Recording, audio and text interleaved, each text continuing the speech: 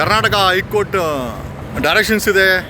ಬೆಂಗಳೂರು ಸಿಟಿನಲ್ಲಿ ಕರ್ನಾಟಕದಲ್ಲಿ ಎಲ್ಲೂ ಕೂಡ ಅನಧಿಕೃತವಾಗಿ ಪ್ಲಾಸ್ಟಿಕ್ ಬ್ಯಾನರ್ಗಳನ್ನು ಹಾಕಬಾರ್ದು ಅಂತ. ಪ್ಲಸ್ BBMP ಕಮಿಷನರು FIRಗಳನ್ನು ಮಾಡಬೇಕು ಅಂತಾರೆ.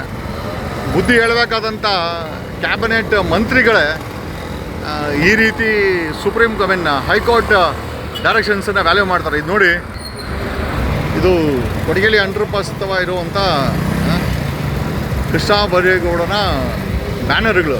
ಅಡ್ಮಿಷನ್ ನೋಡಿ, ಸರ್ಕಾರಿ ಪದವಿ ಕಾಲೇಜ್ ಅಡ್ಮಿಷನ್ ಅವ್ರು ಮಾಡಿಕೊಂತಾರೆ. ಅಡ್ಮಿಷನ್ ಈ ಅಪ್ಪನ ಫೋಟೋ ಬೇಕಾ? ಆಮೇಲೆ ಇಷ್ಟಕ್ಕೂ ಬ್ಯಾನರ್ಸ್ ಹಾಕಬಾರ್ದು, ಪೋಸ್ಟರ್ಸ್ ಹಾಕಬಾರ್ದು, ಪ್ಲಾಸ್ಟಿಕ್ಕನ್ನು ಯೂಸ್ ಮಾಡಬಾರ್ದು ಅಂತ ಇದ್ದರೆ ಒಬ್ಬ MLAನೇ ಪ್ರಮೋಟ್ ಮಾಡ್ತಾರೆ ಅಂತಂದರೆ ಬರೀ ಇದೊಂದೇ ಕಡೆ ಅಂತಲ್ಲ. ಕೊಡಿಗೆಹಳ್ಳಿಯ ಈ ಕಡೆ ಬರ ಬೆಂಗಳೂರು ನೋಡಿ, ಅಂಡರ್ ಪಾಸ್ ಹತ್ರ ಶಿಷ್ಯಂದರು ನೋಡಿ, ಇಲ್ಲೇ ಇದೆ, ಇಲ್ಲೇ ಒಂದು ನೇತ ಆಡ್ತಾ ಇದೆ ಬ್ಯಾನರ್ ಹಾಕಿರೋಂಥದ್ದು.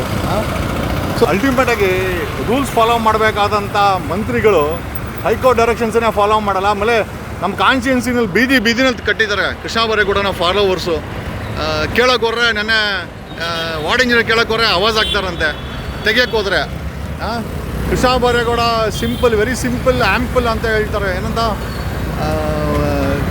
ಸದನಕ್ಕೆ ಗೌರ್ಮೆಂಟ್ ಬಸ್ಸಲ್ಲಿ ಹೋಗೋದು, ಟ್ರೈನಲ್ಲಿ ಹೋಗೋದು, ಸಿಂಪಲ್ ಮ್ಯಾನ್. ಆದರೆ ಪ್ರಚಾರ ಮಾತ್ರ ಆ್ಯಂಪಲ್ ಆಗಿದೆ.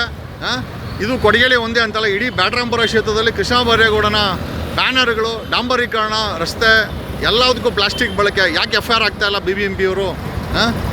ಮಂತ್ರಿ ಅಂತನ, ಮಂತ್ರಿಗೆ ಒಂದು ಕಾನೂನು, ಬೇರೆಯವ್ರಿಗೊಂದು ಕಾನೂನು. ಮಂತ್ರಿ ಆದನು ಈ ಮಟ್ಟಕ್ಕೆ ಹೈಕೋರ್ಟ್ ಡೈರೆಕ್ಷನ್ಸನ್ನು ಉಲ್ಲಂಘನೆ ಮಾಡ್ತಾನೆ ಅಂತಂದರೆ ಮಂತ್ರಿ ಮೇಲೆ ಯಾಕೆ BBMP FIR ಮಾಡ್ತಾ ಇಲ್ಲ? ಇದು ನಾವು ಕೇಳೋ ಪ್ರಶ್ನೆ. Thank you.